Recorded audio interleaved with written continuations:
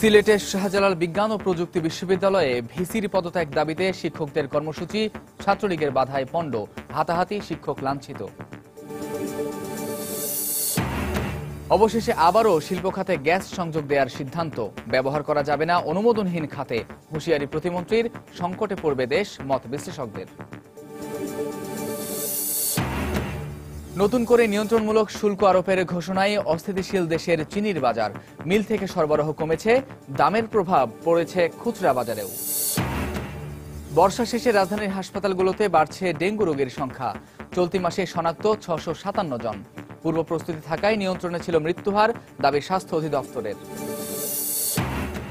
এবং যমুনা নদীর পানি অস্বাভাবিকভাবে বাড়ায় টাঙ্গাইলের ভুয়াপুরের 75টি গ্রাম প্লাবিত, পানিবন্দী লক্ষাধিক মানুষ, ডুবে গেছে বীজতলা, ফসলি জমি।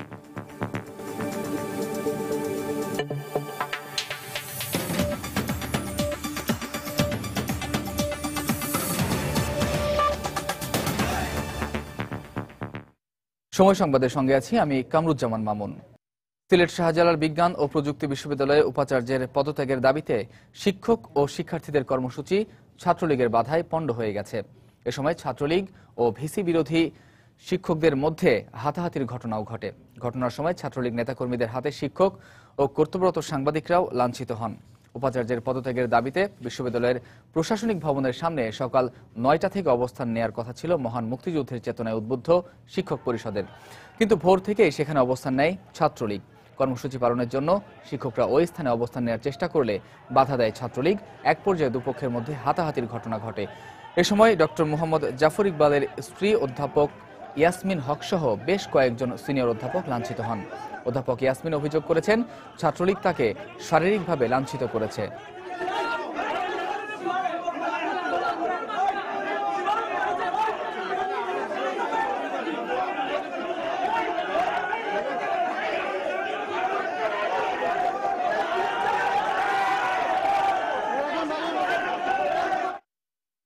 ছাত্রলীগের তারা এখান থেকে আমাদের উপর অতর্কিত হামলা চালিয়েছে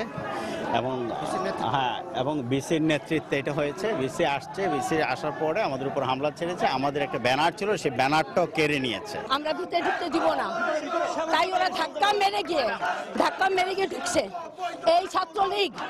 এই ছাত্রলীগকে পুষছেন 7 বছর কারা চালিয়েছে, এই ইউনিভার্সিটি কারা চালিয়েছে। এরকম কথা বলে সার্টিফিকেট পায় না, সব ক্লাস চলছে, কন্ট্রোলের অফিস খোলা আছে, সবকিছু ওপেন আছে, কোথা থেকে তারা সার্টিফিকেট পায় না। আজকে থেকে পরিবেশ নষ্ট হলো, শিক্ষার পরিবেশ নষ্ট। এইটার জন্য দায়ী ভাইস চ্যান্সেলর। কেন ওনারা স্টুডেন্টসদের লাগিয়ে দিয়েছেন টিচার্সদের বিরুদ্ধে। দর্শক, এই মুহূর্তে বিশ্ববিদ্যালয় ক্যাম্পাস এলাকায় আছেন সহকর্মী আব্দুল আহাদ। বিস্তারিত জানতে সরাসরি চলে যাচ্ছি আহাদের কাছে। আহাদ, বিশ্ববিদ্যালয়ে এখনকার পরিস্থিতি আমাদের জানান। ধন্যবাদ মামুন। আপনি যেটা বলছিলেন যে সিলেটের শাহজালাল বিশ্ববিদ্যালয়ে উপাচার্যের পদত্যাগের দাবিতে শিক্ষকরা যে আন্দোলন শুরু করেছিলেন, সেই আন্দোলন বানচাল করার জন্য ছাত্রলীগ তাদের উপর হামলা চালিয়েছে আজ সকালে। এবং এই ঘটনার পর এখন যে সর্বশেষ অবস্থা আমরা যেটা বলতে যাচ্ছি, যে এখন আমি দাঁড়িয়ে আছি উপাচার্যের কার্যালয়ের সামনে, এবং এখানে শিক্ষকদের যে জায়গায় দাঁড়িয়ে আন্দোলন করার কথা ছিল সেই জায়গাটি এখন ঘিরে রেখেছে ছাত্রলীগ, এবং তাদের পাশেই শিক্ষক যারা রয়েছেন, আন্দোলনকারী শিক্ষক, তারাই অবস্থান করছেন। আপনারা যেটা দেখতে পাচ্ছেন যে অনেকটা তারা মুখোমুখি অবস্থানে আছেন, এবং যে আন্দোলনকারী শিক্ষক যারা রয়েছেন তারা এখন এখানে অবস্থান করছেন। এবং প্রফেসর ডক্টর মোহাম্মদ জাফর ইকবালও এই আন্দোলনে যোগ দিয়েছেন। আপনারা একটু আপনাদের দেখানোর চেষ্টা করবো যে জাফর ইকবাল স্যার সকাল থেকেই এখানে বসে আছেন, এবং তারা বলেছেন যতক্ষণ পর্যন্ত এই উপাচার্য এই ক্যাম্পাস থেকে চলে না যাবেন ততক্ষণ পর্যন্ত তাদের আন্দোলন চলবে, এমনটি বলেছেন যে আন্দোলনকারী শিক্ষকরা। এবং এখন কথা বলছেন এই আন্দোলনকারী মহান মুক্তিযুদ্ধের চেতনায় উদ্বুদ্ধ শিক্ষক পরিষদের যে আহ্বায়ক রয়েছেন অধ্যাপক ডক্টর শামসুল আলম, তিনি এখন কথা বলছেন, এবং কিছুক্ষণ পর তারা তাদের পরবর্তী কর্মসূচি আমাদের কাছে তারা ঘোষণা করবেন ঠিক 12:30টার মধ্যে। এবং সবশেষ যে আমি যেটা অবস্থান আমি বলছি যে ছাত্রলীগের পক্ষ থেকে বলা হয়েছে তারা শিক্ষার সুষ্ঠু পরিবেশ ফিরিয়ে আসার আগ পর্যন্ত তারা এই জায়গা ছাড়বে না, এবং তারা আন্দোলনকারী শিক্ষকদের প্রতি একটা আহ্বান জানিয়েছে তারা যত দ্রুত সম্ভব এই আন্দোলন থেকে সরে যাওয়ার জন্য, এবং তারা এই শিক্ষকদের দালাল আখ্যায়িত করছে, কিন্তু এই শিক্ষকরা বলছে তারাই হচ্ছে মুক্তিযুদ্ধের চেতনায় উদ্বুদ্ধ শিক্ষক পরিষদ এবং তারাই সরকারপন্থী শিক্ষক পরিষদ। এবং এই শিক্ষকদের সাথে আমরা কথা বলেছি, তারা বলেছে যে বিগত 2009 সাল থেকে এখন পর্যন্ত এই বিশ্ববিদ্যালয় সুষ্ঠুভাবে চলছে এবং বিশ্ববিদ্যালয়ের সেশন জটও দূর হয়ে গেছে একমাত্র তাদের কারণে, এবং তারাই এই ক্যাম্পাসটি সুষ্ঠুভাবে পরিচালিত করছে। এবং আরেকটি বিষয় আপনাদের জানিয়ে রাখি যে এই উপাচার্যের আন্দোলন তারা শুরু করেছিল শিক্ষকরা গত এপ্রিল মাস থেকে, এবং সেই আন্দোলন এখনো চলছে এবং শিক্ষকদের আন্দোলনের মুখে এই উপাচার্য 2 মাসের জন্য ছুটিতে যেতে বাধ্য হয়েছিলেন। কিন্তু এই ছুটিতে যাওয়ার পর তিনি আবার চলে আসেন ক্যাম্পাসে এবং তিনি বলেছেন সরকার যতক্ষণ তাকে এই ক্যাম্পাস থেকে সরিয়ে না যাবে ততক্ষণ তিনি এই ক্যাম্পাসে থাকবেন এবং সরকারি নির্দেশনায় তিনি এই ক্যাম্পাসে দায়িত্ব পালন করতে এসেছেন। কিন্তু ডক্টর জাফর ইকবাল যেটি আমাদেরকে বলেছেন এবং তার স্ত্রী আমাদেরকে যেটা বলেছেন, এই ক্যাম্পাসটি অনেকটা ম্যাচিউরড ক্যাম্পাস। এই ক্যাম্পাসে বাইরে থেকে কোনো উপাচার্য এবং অযোগ্য কোনো উপাচার্য যদি এই ক্যাম্পাসে দেওয়া হয় তারা সেই উপাচার্যকেও তারা মানবেন না। কোনো যদি উপাচার্য নিয়োগ করতে হয় এই ক্যাম্পাস থেকে দিতে হবে, এমনটি বলেছেন ডক্টর জাফর ইকবাল। তো মামুন, এই ছিল আমার কাছে সর্বশেষ খবর। আহাদ, পরবর্তীতে আরো তথ্য জেনে নেব আপনার কাছ থেকে। দর্শক, সিলেট শাহজালাল বিজ্ঞান ও প্রযুক্তি বিশ্ববিদ্যালয়ে উপাচার্যের পদত্যাগের দাবিতে শিক্ষক ও শিক্ষার্থীদের কর্মসূচি ছাত্রলীগের বাধায় পণ্ড হয়ে গেছে এবং সেখানে শিক্ষক লাঞ্ছিত হওয়ার মতো ঘটনা ঘটেছে এবং সেখান থেকে যোগ দিয়েছিলেন সহকর্মী আব্দুল আহাদ। এদিকে শিক্ষকদের উপর হামলার প্রতিবাদে ময়মনসিংহের ত্রিশালে জাতীয় কবি নজরুল বিশ্ববিদ্যালয়ে বিক্ষোভ কর্মসূচি পালন করেছেন শিক্ষক শিক্ষার্থীরা। এই মুহূর্তে সেখানে আছেন সহকর্মী হারুনুর রশিদ। সেখানকার সবশেষ অবস্থা জানতে চলে যাচ্ছি তার কাছে। হারুন।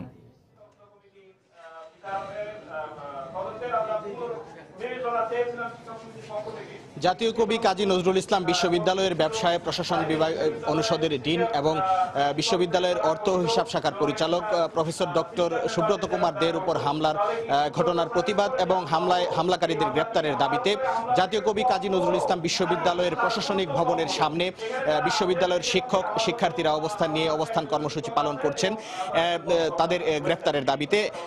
আমরা যতদূর জানতে পেরেছি যে গত 26 আগস্ট জাতীয় কবি কাজী নজরুল ইসলাম বিশ্ববিদ্যালয়ের শিক্ষক প্রফেসর ডক্টর সুব্রত কুমার দের উপর হামলার ঘটনা ঘটে তা ময়মনসিংহ শহরের তার বাসার সামনে। সেই হামলার প্রতিবাদে আজকে এখানে অবস্থান এবং বিক্ষোভ কর্মসূচি পালন হচ্ছে। আমরা সকাল থেকেই দেখতে পাচ্ছি যে শিক্ষকরা বিশ্ববিদ্যালয়ের প্রশাসনিক ভবনের সামনে অবস্থান নিয়ে তারা অবস্থান কর্মসূচি পালন করছেন এবং শিক্ষার্থীরা ক্যাম্পাসে সকাল থেকে বিক্ষোভ মিছিল করছেন এবং তারা এই হামলায় যারা জড়িত, যারা হামলাকারী তাদের গ্রেফতার দাবি করছেন। সকাল 10টা থেকে এই কর্মসূচি শুরু হয়েছে এবং বেলা 12:30 পর্যন্ত এই কর্মসূচি চলবে।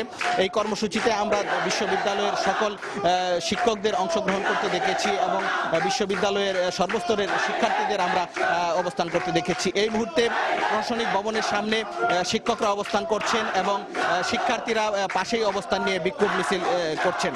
26 তারিখে এই ঘটনার পর থেকে আসলে এখন পর্যন্ত কোনো আসামি গ্রেফতার হয়নি। আমরা পুলিশের সাথে কথা বলে জানতে পেরেছি যে এই ঘটনা যে ঘটিয়েছে, যে ঠিকাদার তারেকের বিরুদ্ধে যে অভিযোগ আসছে, সেই তারেক এখনো গ্রেফতার হয়নি। তবে তার এক সহযোগী হাসানুজ্জামান অপু নামে একজনকে পুলিশ গ্রেফতার করেছে। আমরা পুলিশের সাথে কথা বলেছি এই বিষয়ে। পুলিশ কর্মকর্তারা জানিয়েছেন যে এই ঘটনা যে ঘটিয়েছে, যে ন্যাক্কারজনক ঘটনা যে ঘটিয়েছে, তাকে ধরার জন্য পুলিশের সর্বাত্মক অভিযান চলছে। আরেকটা বিষয় জানিয়ে রাখছি যে এই ঘটনা তদন্তে এবং জড়িতদের শনাক্ত করতে এবং কি ব্যবস্থা নেওয়া যায় এটা নির্ণয় করার জন্য বিশ্ববিদ্যালয় প্রশাসন 6 সদস্যের একটি তদন্ত কমিটি গঠন করেছে, যেটি 26 তারিখ গঠন করা হয়েছে এবং 5 কার্য দিবসের মধ্যে এই কমিটি রিপোর্ট প্রদান করার কথা রয়েছে। সেই কমিটির এখনো সময় রয়েছে, এখনো তারা রিপোর্ট জমা দেননি। তো এখন পর্যন্ত আমরা শিক্ষকদের সাথে কথা বলেছি, তারা জানিয়েছেন যে তাদের দাবি দাওয়া যতক্ষণ পর্যন্ত পূরণ না হবে, যতক্ষণ পর্যন্ত এই হামলাকারী তারেক গ্রেফতার না হবে, ততক্ষণ পর্যন্ত তাদের এই অবস্থান কর্মসূচি বা আন্দোলন কর্মসূচি চলবে।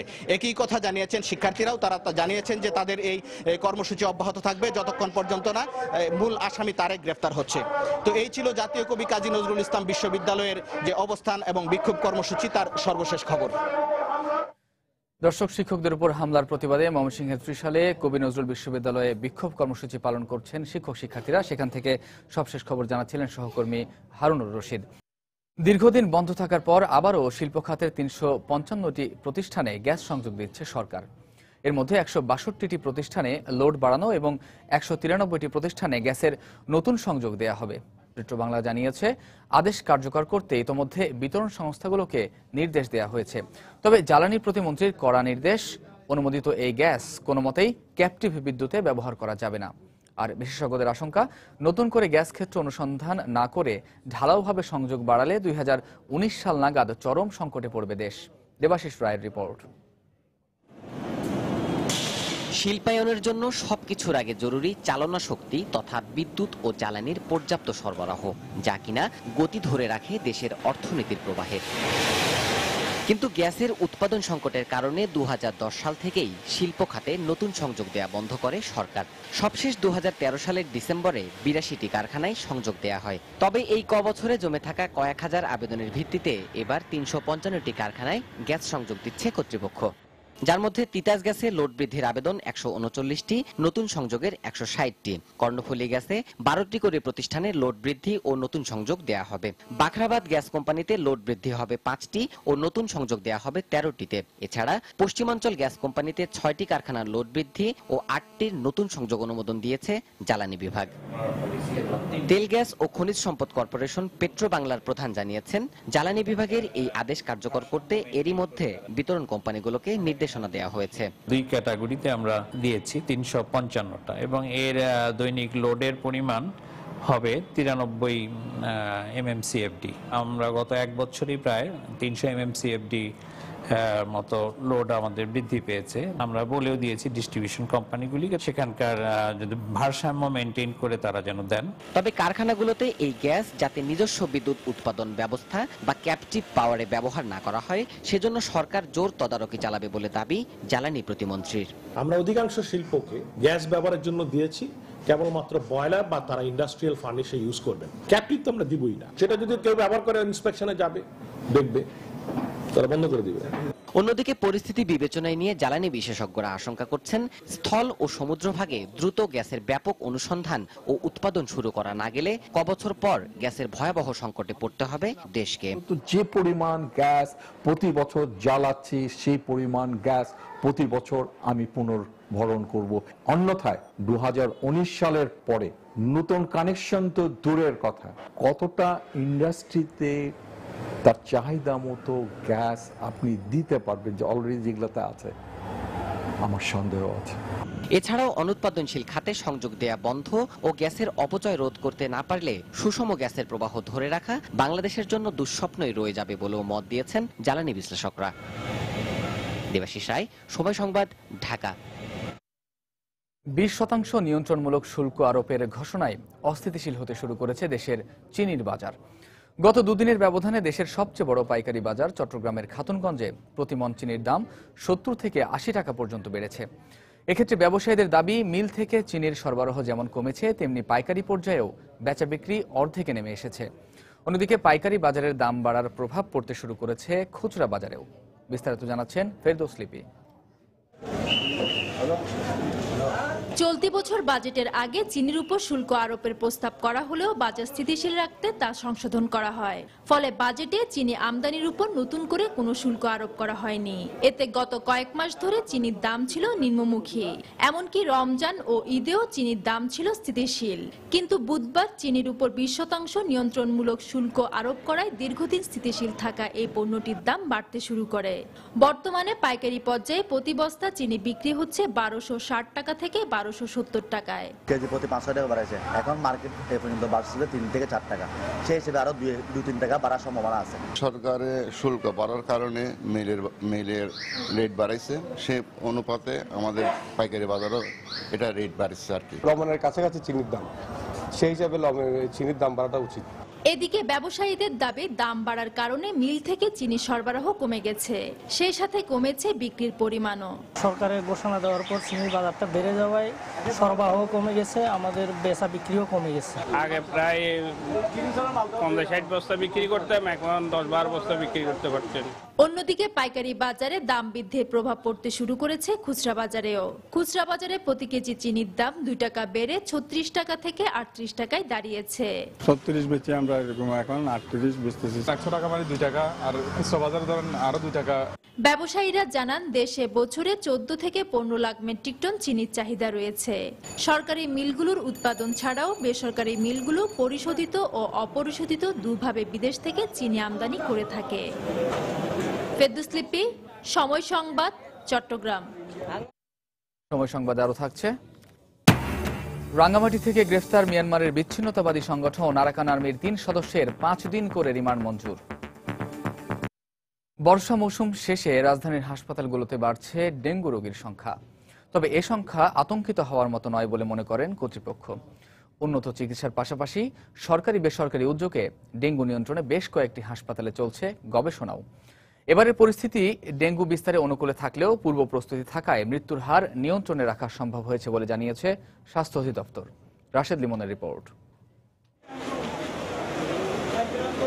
এবারের বর্ষার ধরন, বাতাসের আর্দ্রতা সবকিছু ছিল ডেঙ্গু বিস্তারের অনুকূলে। এরই প্রেক্ষিতে বর্ষা মৌসুম শেষ হতে না হতেই হাসপাতালগুলোতে বাড়ছে ডেঙ্গু জ্বর সহ ভাইরাস ও পানিবাহিত জ্বরজনিত রোগীর সংখ্যা।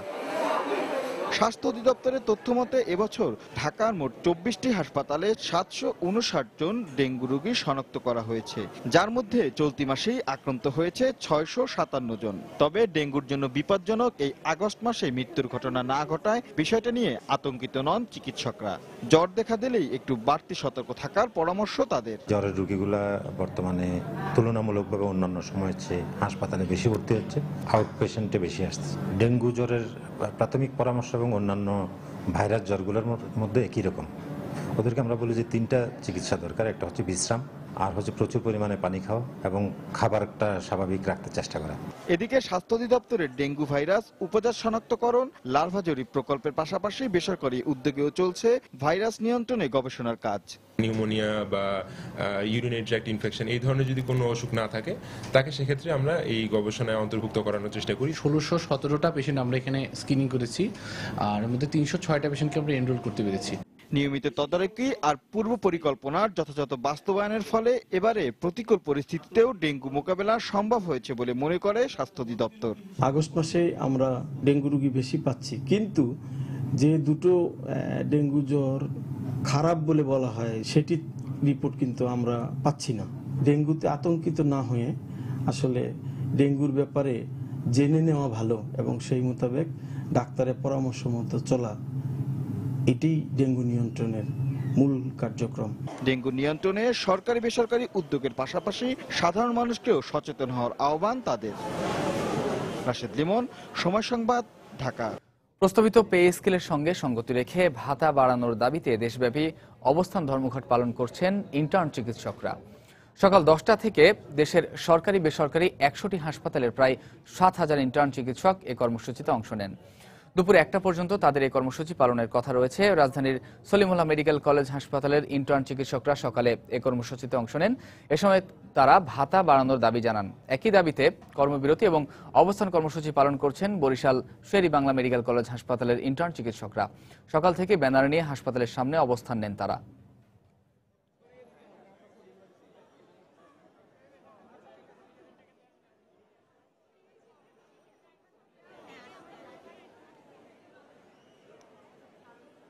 আজকে যদি আমরা চিন্তা করে দেখি, আজকে বাংলাদেশের মেডিকেল কলেজে কোন ছাত্রছাত্রী এই মুহূর্তে আমি এখান থেকে 71 মুক্তিযুদ্ধ মেডিকেলের ছাত্ররা ছিল। নামে মাত্র একটা বেতন ভাতা আমাদেরকে দেওয়া হয়, সেটা 2009 সাল থেকে এখন পর্যন্ত একই রকম আছে। আমরা চাচ্ছি বর্তমান নতুন যে পে স্কেল হচ্ছে, এই পে স্কেলের সাথে সাথে আমাদের ইন্টার্নদেরও যেন ভাতাটা বৃদ্ধি করা হয়। ডিরেক্টর স্যারের কাছে গিয়ে 15 দিনে একটা আলটিমেটাম দিব, এর মধ্যে যদি হচ্ছে ভালো রেসপন্স পাই তাহলে তো আলহামদুলিল্লাহ ভালো, আর না হলে 15 দিন পর আমরা হচ্ছে কঠোর আন্দোলনে হচ্ছে যাব।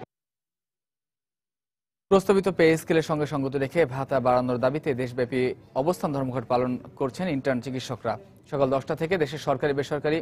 দর্শক, এই মুহূর্তে বরিশাল শের-ই বাংলা মেডিকেল কলেজ হাসপাতালে আছেন সহকর্মী ফেরদৌস সোহাগ। সরাসরি চলে যাচ্ছি তার কাছে। সোহাগ,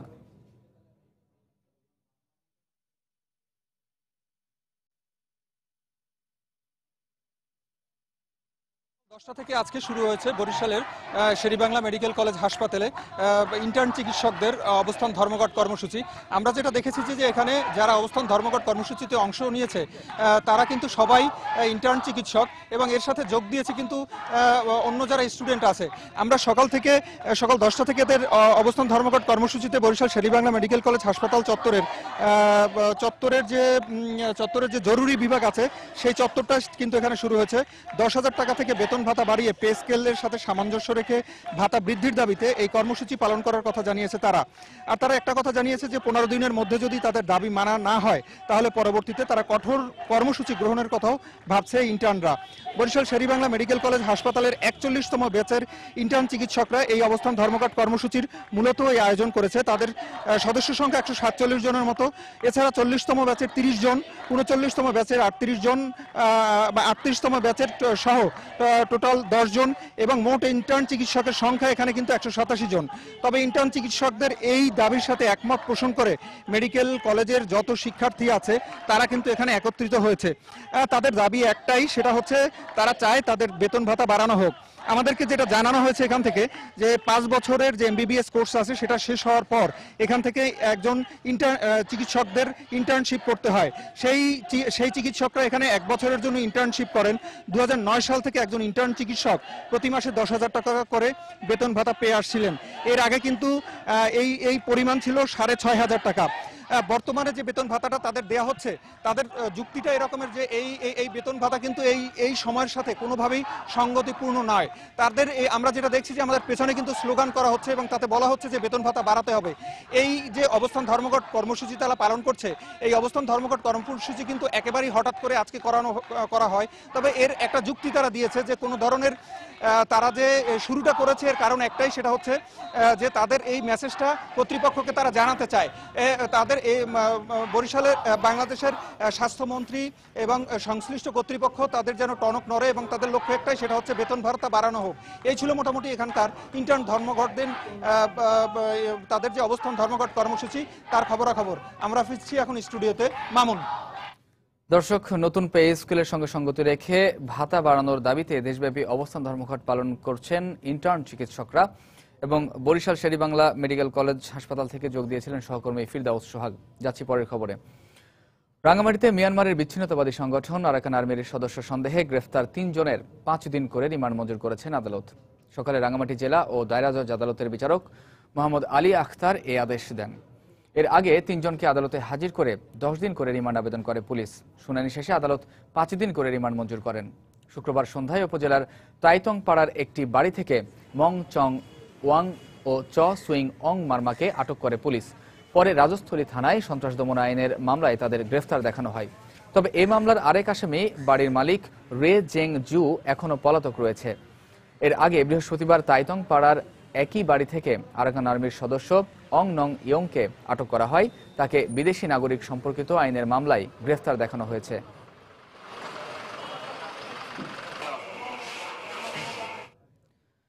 টানা ভারী বর্ষণ আর উজানের ঢলে টাঙ্গাইলে যমুনা নদীর পানি অস্বাভাবিকভাবে বেড়ে যাওয়ায় ভুয়াপুর উপজেলার 75টি গ্রাম প্লাবিত হয়েছে। পানিবন্দী হয়ে পড়েছে লক্ষাধিক মানুষ। ডুবে গেছে বীজতলা, ফসলি জমি ও সবজি ক্ষেত। খাবার ও বিশুদ্ধ পানির সংকটে এলাকার মানুষ মানবেতর জীবনযাপন করছেন। জেলা প্রশাসন জানায় ইতোমধ্যে ত্রাণ বরাদ্দ করা হয়েছে। কাদির তালুকের তথ্য ছবি নিয়ে ডেস্ক রিপোর্ট।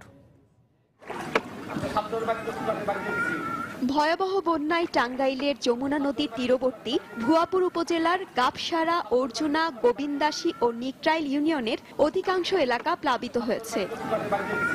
একের পর এক গ্রাম, হাজার হাজার একর রোপা আমন বীজতলা, ফসলি জমি ও সবজি ক্ষেত পানিতে তলিয়ে গেছে। এতে এলাকার মানুষ গরু, ছাগল ও হাঁস মুরগি নিয়ে চরম বিপদে পড়েছেন। দেখা দিয়েছে পানিবাহিত নানা রোগ। এর মধ্যে সবচেয়ে বেশি ক্ষতিগ্রস্ত হয়েছে গাবসারা ও অর্জুনা ইউনিয়ন। খাওয়া খাদ্যেরও কষ্ট, তেল সাবানের কষ্ট না। সাপ পোকা আছে, ব্যাং আছে, চিকির ফেরে উঠে মা ডরাই। আমরা এই ডালা ডুলার মধ্যে কত কষ্ট করে নদীর দ্বারা আমরা হইছি। কি ফুসকি দিবার নিয়ে গেছেন, মেম্বার চেয়ারম্যানরা আইসেই নি। এদিকে জনপ্রতিনিধিরা জানান তাদের ইউনিয়নের বেশিরভাগ গ্রামই পানির নিচে তলিয়ে গেছে, কিন্তু এখনো সরকারি কোনো সাহায্য আসেনি। জনগণের পাশে প্রতিদিন আসছি, তাদের দুঃখ দুর্দশা জানছি, শুনছি এবং তাদের কাছে আমরা এখনো পর্যন্ত কোনো রিলিফ পৌঁছাতে পারি নাই। ত্রাণ বরাদ্দ দেওয়ার সাথে সাথেই আমরা সেগুলো এই বন্যা দুর্গত এলাকা মানুষের মধ্যে সঠিকভাবে বিতরণ করার চেষ্টা করব। তবে ভুয়াপুরের উপজেলা চেয়ারম্যানের দাবি, ইতিমধ্যে 4 ইউনিয়নের বন্যা কবলিতদের জন্য জেলা প্রশাসনের পক্ষ থেকে 20 মেট্রিক টন চাল বরাদ্দ করা হয়েছে। 20 টন জিআর পেয়েছি জেলা প্রশাসক মহোদয়ের কাছ থেকে। আর জেলা প্রশাসক মহোদয় আশ্বাস দিয়েছেন যে অচিরেই এই বন্যার্ত মানুষের জন্য আরো ব্যাপক সাহায্য সহযোগিতা দেওয়া হবে। অবশ্য জেলা প্রশাসক জানান, বন্যার্তদের মাঝে চাল বিতরণের নির্দেশ দেওয়া হয়েছে। চালগুলো ওখানে পৌঁছিয়ে সুনির্দিষ্টভাবে যাতে আক্রান্ত ব্যক্তির কাছে দেয়া যায়, ওই জন্য হয়তো ওনারা একটু সময় নিচ্ছেন, কিন্তু সবাই পাবেন। জেলার ভুয়াপুর উপজেলার 4টি ইউনিয়নের প্রায় 75টি গ্রামের লক্ষাধিক মানুষ পানিবন্দী হয়ে পড়েছে। সময় সংবাদ, টাঙ্গাইল। বাংলাদেশের পর্যটন সম্ভাবনাকে কাজে লাগাতে প্রস্তাবিত শিল্পনীতিতে অগ্রাধিকার দেয়া হয়েছে পর্যটন শিল্পকে। তবে এ খাতের প্রসারে ছোট বড় বেশ কিছু উদ্যোগ নেওয়া হলেও এখনও বড় বাধা মন্ত্রণালয় সহ সরকারি বেসরকারি বিভিন্ন প্রতিষ্ঠানের সমন্বয়হীনতা। এমনটাই দাবি পর্যটন শিল্পের সঙ্গে জড়িতদের। এদিকে পর্যটক আকর্ষণে পর্যটন কেন্দ্রগুলোর ভিজুয়াল প্রেজেন্টেশন বাড়ানোর পরামর্শ দিয়েছেন বিশেষজ্ঞরা। বিস্তারিত কামরুল হাসান সবুজের রিপোর্টে। নিজের রূপবৈচিত্র্যে পর্যটকদের আকৃষ্ট করার মতো দীর্ঘতম অবিচ্ছিন্ন সমুদ্র সৈকত, একক বৃহত্তম ম্যানগ্রোভ বন, প্রবাল দ্বীপ আর ঝর্ণা ছোঁয়া সবুজে ঢাকা পাহাড়, পাশাপাশি হাওড় বাওড় সহ ঐতিহাসিক ও প্রত্নতাত্ত্বিক নিদর্শন সবই আছে 56,000 বর্গমাইলের ছোট্ট এই বাংলাদেশের। এই সম্ভাবনাকে পুঁজি করে ব্যাপক কর্মসংস্থান সৃষ্টির পাশাপাশি উচ্চতর প্রবৃদ্ধি অর্জনের লক্ষ্যে প্রস্তাবিত শিল্পনীতিতে উচ্চ অগ্রাধিকারমূলক 13টি শিল্প খাতের মধ্যে রাখা হয়েছে পর্যটনকে। তবে এই শিল্পের প্রসারে এখনো ঘাটতি রয়েছে পরিচিত পর্যটন কেন্দ্রগুলোর ভিজুয়াল প্রেজেন্টেশনের। এমন দাবি করে পর্যটকদের জন্য নতুন নতুন নয়নাভিরাম স্থান ও স্থানীয় কৃষ্টি কালচারকে তুলে ধরার পরামর্শ বিশেষজ্ঞদের। অ্যাট্রাকশনের প্রথম সূত্রটা হলো আমার ভিজুয়াল প্রেজেন্টেশন। আমি কাছে যেয়ে দেখলে কিন্তু সে দেখাটাকে কখনোই ভিন্ন মনে হবে না। এই প্রেজেন্টেশনটা আমাদের অ্যাবসলিউটলি জিরো। সন্ধ্যার পরে কি আমাদের কালচারাল শোগুলো করতে পারি না? তবে এ খাতের সাথে জড়িতরা বলছেন, এই শিল্পের পিছিয়ে থাকার পেছনে সবচেয়ে বেশি দায়ী পর্যটন সংশ্লিষ্ট সরকারি বেসরকারি বিভিন্ন প্রতিষ্ঠানের মধ্যে সমন্বয়হীনতা। বাংলাদেশ ট্যুরিজম বোর্ড, বাংলাদেশ পর্যটন কর্পোরেশন, এটার সাথে জড়িত আরো অন্তত 8-10টা মন্ত্রণালয় আছেন, যে যার মতো করে কাজ করেন। সমন্বিতভাবে যে একটা কাজ করা দরকার এই শিল্পের উন্নয়নের জন্য, সেই কাজটা আজ পর্যন্ত আমরা কোনোদিন করতে পারিনি। পর্যটন সংশ্লিষ্টদের দাবি, দেশের উন্নয়নে পরিকল্পিতভাবে অবকাঠামো উন্নয়ন করা হলে পর্যটনই একমাত্র শিল্প যে খাতের উন্নয়নে আলাদা করে মোটা অঙ্কের বিনিয়োগের দরকার হবে না। কামরুল হাসান সবুজ, সময় সংবাদ, ঢাকা। রাজশাহী বিশ্ববিদ্যালয়ে জিয়াউর রহমান হলে সিট দখলকে কেন্দ্র করে ছাত্রলীগ ও ছাত্র শিবিরের মধ্যে ধাওয়া পাল্টা ধাওয়ার ঘটনা ঘটেছে। এই ঘটনার পর হলে তল্লাশি চালিয়ে পুলিশ 3 শিবির কর্মীকে আটক করেছে। পুলিশ জানায়, ভোর 5:30টার দিকে শহীদ জিয়াউর রহমান হলের 226 নম্বর রুমের সিট বরাদ্দ নিয়ে ছাত্রলীগ কর্মী নাহিদকে ফোনে শিবির কর্মীরা হুমকি দেয়। বিষয়টি ছাত্রলীগ নেতৃবৃন্দকে জানানোর পর জিয়া হলের সামনে জড়ো হতে থাকেন তারা। এক পর্যায়ে উত্তেজনা ছড়িয়ে পড়লে ছাত্রলীগ ও শিবির কর্মীদের মধ্যে ধাওয়া পাল্টা ধাওয়ার ঘটনা ঘটে। খবর পেয়ে জিয়া হলে তল্লাশি চালিয়ে জিহাদি বইসহ 3 শিবির কর্মীকে আটক করে পুলিশ। এদিকে ঘটনার প্রতিবাদে তাৎক্ষণিকভাবে বিক্ষোভ মিছিল করেছে বিশ্ববিদ্যালয় ছাত্রলীগ।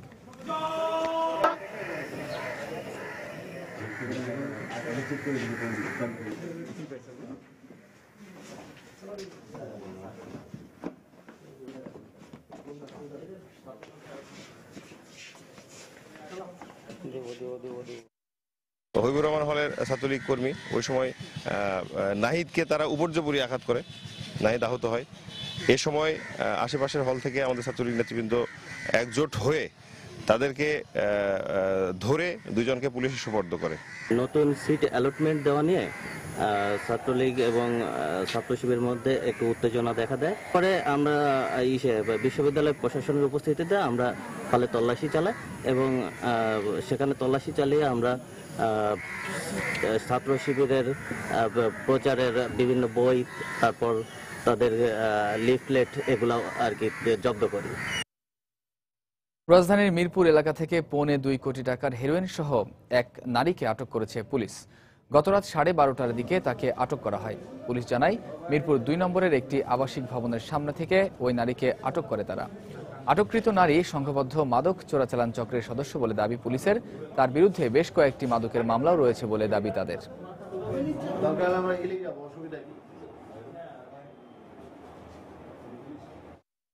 মিরপুর থানাধীন 2 নম্বর সেকশনের জি ব্লকে কুখ্যাত মাদক সম্রাজ্ঞী শিল্পী দীর্ঘদিন যাবৎ হেরোইন ব্যবসার সঙ্গে জড়িত।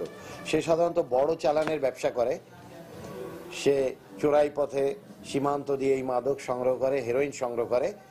আজকে আমরা জানতে পেরেছি যে সে একটা বড় চালান এনেছে। রাজধানীর কাকরাইলে নাইটিঙ্গেল মোড়ে সিএনজি অটোরিকশা ও যাত্রীবাহী বাসের সংঘর্ষে একজন নিহত হয়েছেন, আহত হয়েছেন আরও 2 জন। সকাল 6টার দিকে এ দুর্ঘটনা ঘটে। নিহত আজিবুর নেসা সৌদি আরবে যাওয়ার উদ্দেশ্যে অটোরিকশা করে বিমানবন্দর যাচ্ছিলেন। এ ঘটনায় সোনিয়া ও মাসুদ নামে আরও 2 জন আহত হয়েছেন। নিহতের মরদেহ ময়নাতদন্তের জন্য ঢাকা মেডিকেল কলেজ হাসপাতালের মর্গে নেওয়া হয়েছে।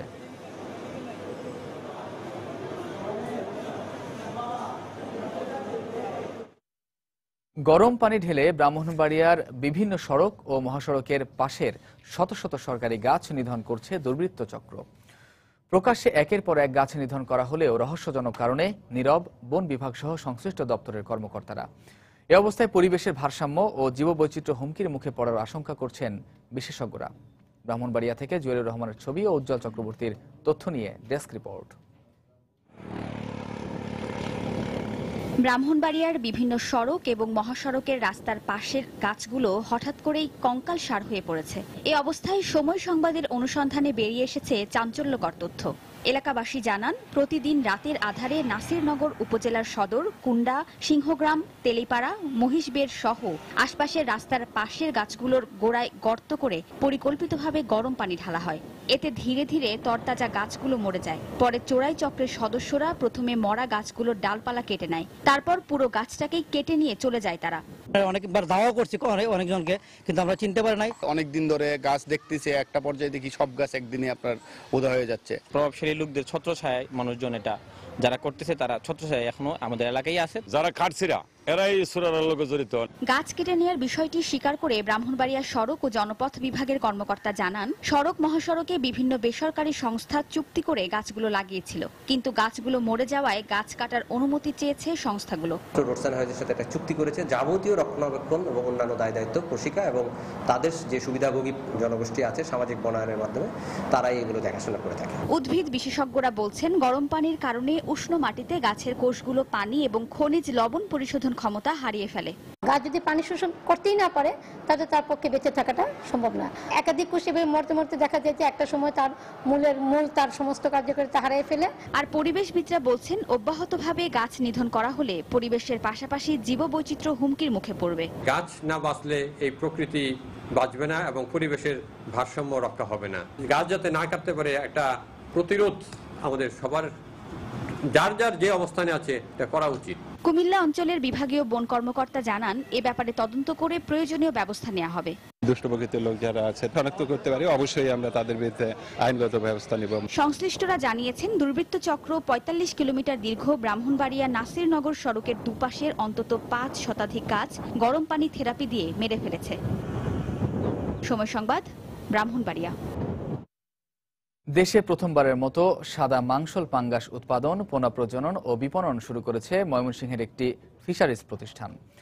উদ্যোক্তারা জানান, কম খাবারে দ্রুত বর্ধনশীল ও গায়ে চর্বি কম থাকায় এই জাতের পাঙ্গাসে আঁশটে গন্ধ থাকে না। মৎস্যবিজ্ঞানীরা বলছেন, পশ্চিমা বিশ্বে এই জাতের পাঙ্গাসের ব্যাপক চাহিদা রয়েছে, তাই নিয়ম মেনে পোনা উৎপাদন ও চাষের পাশাপাশি মানসম্মতভাবে প্রক্রিয়াজাত করতে পারলে এই মাছ রপ্তানি করে বৈদেশিক মুদ্রা আয় করা সম্ভব। হোসেন আলীর ছবিতে আরও জানাচ্ছেন হারুনুর রশিদ।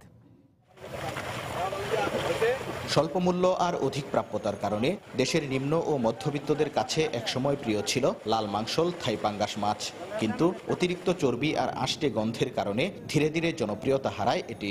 সম্প্রতি ময়মনসিংহের ফুলবাড়িয়ার স্বর্ণলতা এগ্রো ফিশারিজ কম চর্বিযুক্ত গন্ধহীন সাদা মাংসল পাঙ্গাসের উৎপাদন, পোনার প্রজনন ও বিপণন শুরু করেছে। ২০১১ সালে ভিয়েতনাম থেকে ১৬০০ পোনা এনে প্রায় ৪ বছর লালন পালন শেষে চলতি বছরের এপ্রিলে রেণু উৎপাদনের পর মে মাস থেকে পোনা বাজারজাত শুরু করেছে প্রতিষ্ঠানটি। এই পর্যন্ত আমরা প্রায় ৩০-৩৫ লাখ পোনা উৎপাদন করেছি, যার মধ্যে অলরেডি আমরা ২০ লাখের মতো বিক্রি করেছি। আমাদের দেশে যে পাঙ্গাস ছিল সেটা আসলে এক্সপোর্ট কোয়ালিটির মাছ ছিল না, ওটা ছিল রেড মাসেল পাঙ্গাস। উদ্যোক্তারা বলছেন, থাই পাঙ্গাসের তুলনায় সাদা পাঙ্গাসের ফিড কনভার্সন রেশিও অনেক কম হওয়ায় উৎপাদন খরচ অনেক কম, ফলে পাঙ্গাসের এই জাতটির প্রতি মাছ চাষিদের আগ্রহ বাড়ছে। এই পাঙ্গাসটা খুব দ্রুত বর্ধনশীল, ওইটা যেখানে 1 বছর 1.5 বছর লাগে 1 কেজি হইতে, এটা দেখা যাবে যে 6 মাসে 5-6 মাসেই 1 কেজি হয়ে যাবে। আগে আমরা যে পরিমাণ খাদ্য খাওয়াই মাছ উৎপাদন করতাম, এখন এটা তার চেয়ে অনেক খরচ কম হবে। এদিকে নিয়ম মেনে পোনা উৎপাদন ও চাষের পাশাপাশি মানসম্মতভাবে প্রক্রিয়াজাত করতে পারলে সাদা মাংসল পাঙ্গাস রপ্তানি করে বৈদেশিক মুদ্রা আয় করা সম্ভব বলে মনে করেন দেশে পাঙ্গাসের প্রথম রেণু উৎপাদনকারী এই মৎস্যবিজ্ঞানী। Food and drug administration USA তাদের এই ল বা ইউরোপিয়ান এক্সপোর্ট করার জন্য, মাছ করার জন্য ইউরোপিয়ান যে ল আছে, সেই লগুলো যদি ফলো করে এই মাছটা তৈরি করে, তাহলে অবশ্যই আমাদের দেশে মৎস্য শিল্পের মাধ্যমে যে অর্থ আহরণ, বিদেশি মুদ্রা অর্জন, এটা বিশাল আকার ধারণ করবে। দেশে গত বছর প্রায় 3,70,768 মেট্রিক টন পাঙ্গাস মাছ উৎপাদন হয়েছে বলে মৎস্য অধিদপ্তর সূত্রে জানা গেছে। হারুনুর রশিদ, সময় সংবাদ, ময়মনসিংহ।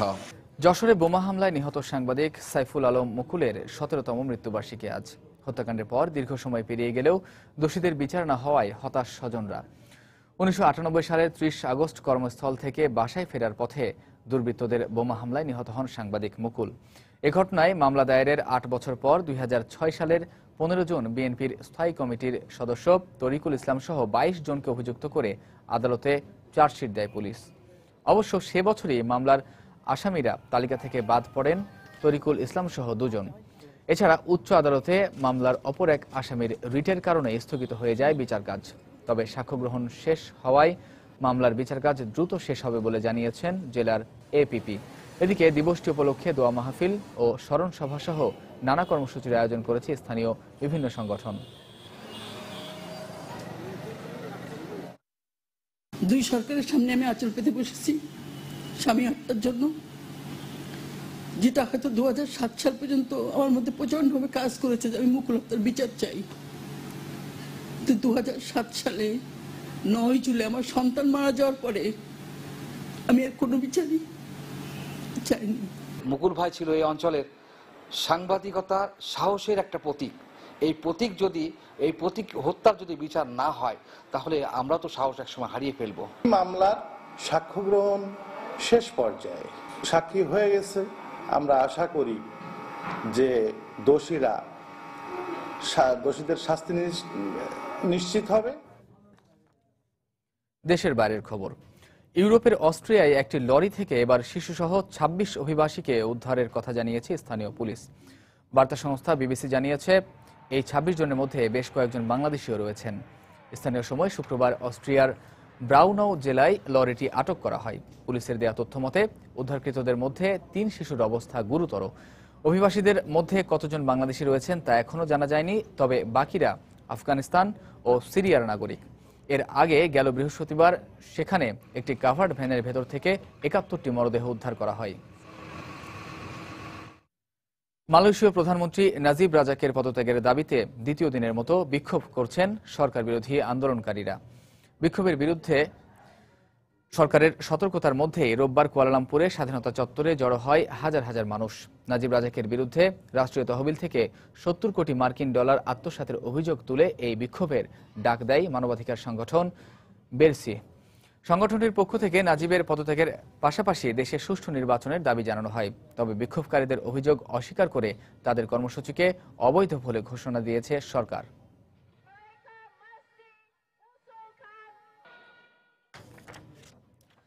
থাইল্যান্ডের এরওয়ান মন্দিরে হামলার ঘটনায় প্রধান সন্দেহভাজনকে গ্রেফতার করেছে থাই পুলিশ। শনিবার গ্রেফতার হওয়া ব্যক্তি সিসিটিভির ফুটেজে শনাক্ত হওয়া হলুদ পোশাক পরিহিত ব্যক্তি বলে জানিয়েছে কর্তৃপক্ষ। এর আগে তাকে ধরতে ব্যাংককের উত্তরাঞ্চলের একটি বাড়িতে অভিযান চালায় পুলিশ। সেখান থেকে বোমা তৈরির সরঞ্জাম সহ ওই ব্যক্তিকে আটক করা হয়। গেল 17 আগস্ট ব্যাংককে স্মরণকালের সবচেয়ে বড় বোমা বিস্ফোরণের ঘটনা ঘটে। এতে 22 জন নিহত হন এবং আহত হন 123 জন। এই ঘটনার পর সিসিটিভির ফুটেজ দেখে সন্দেহভাজন ওই হামলাকারীকে শনাক্ত করার পর তাকে ধরতে গ্রেফতারি পরোয়ানা জারি করে পুলিশ। লা লিগার খবর। মালাগার বিপক্ষে কষ্টার্জিত জয় পেয়েছে বার্সেলোনা। ডিফেন্ডার থমাস ডারমেলিনের একমাত্র গোলে 1-0 গোলে জিতেছে বর্তমান লিগ চ্যাম্পিয়নরা। অন্যদিকে রিয়াল বেতিসের জালে গোল উৎসব করেছে আরেক Spanish giant Real Madrid. Gareth Bale ও হামেস রদ্রিগেজের জোড়া গোলে 5-0 গোলের জয় পেয়েছে। আক্রমণের ধার বাড়িয়ে ম্যাচের 72 মিনিটে লিড নেয় বার্সা। দলের হয়ে নিজের প্রথম ও জয়সূচক গোল করেন ডিফেন্ডার ভার্মেলিন। এদিকে বার্নাবুতে প্রতিপক্ষকে রীতিমতো গোলবন্যায় ভাসিয়েছে রিয়াল মাদ্রিদ। ম্যাচের মাত্র 2 মিনিটে রদ্রিগেজের পাস থেকে গোল করে দলকে এগিয়ে নেন গ্যারেথ বেল। এরপর ম্যাচের 39 মিনিটের দুর্দান্ত ফিনিশিংয়ে গোল করেন কলম্বিয়ান ফরওয়ার্ড রদ্রিগেজ। বিরতি থেকে ফিরে বেনজেমা ও রদ্রিগেজের গোলে 4-0 লিড নেয় লস ব্লাঙ্কোসরা। পরে ম্যাচের 89 মিনিটে বেল গোল করলে 5-0 গোলের জয় নিয়ে মাঠ ছাড়ে রিয়াল মাদ্রিদ।